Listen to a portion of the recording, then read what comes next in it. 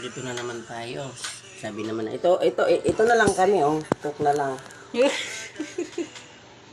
Tiga, palitan natin yung music natin para may background. Mamaya na yun kaya na dyan.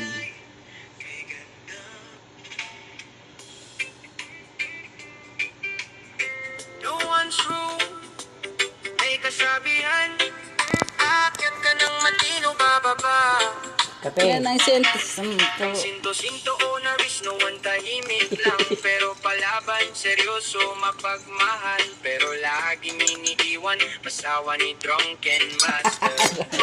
Bunso masikretong tao, pero totoo, love bunso, mabait. Pero minsan kalok tinagurian, drunken master ng tagayan. Biyahero, binansagang, tagasimot ng tagayan.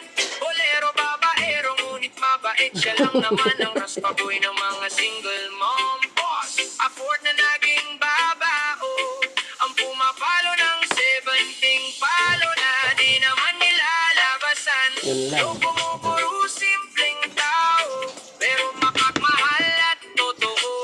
Beng prangka magsalita, pero totoo at marespeto.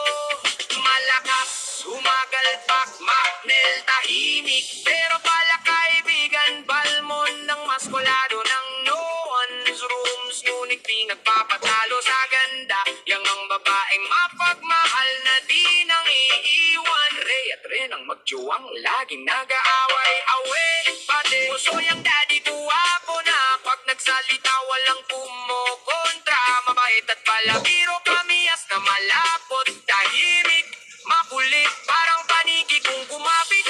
Mapagmahal sa kaibigan, marespeto at tahimik. Mayaan at simpleng kaibigan, di nang iiwan.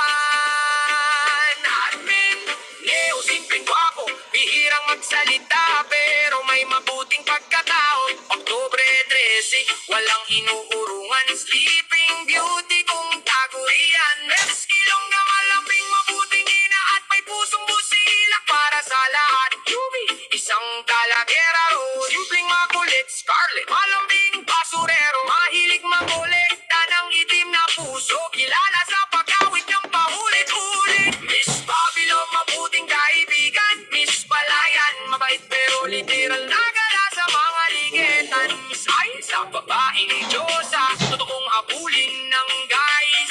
Carol, mabait at material ay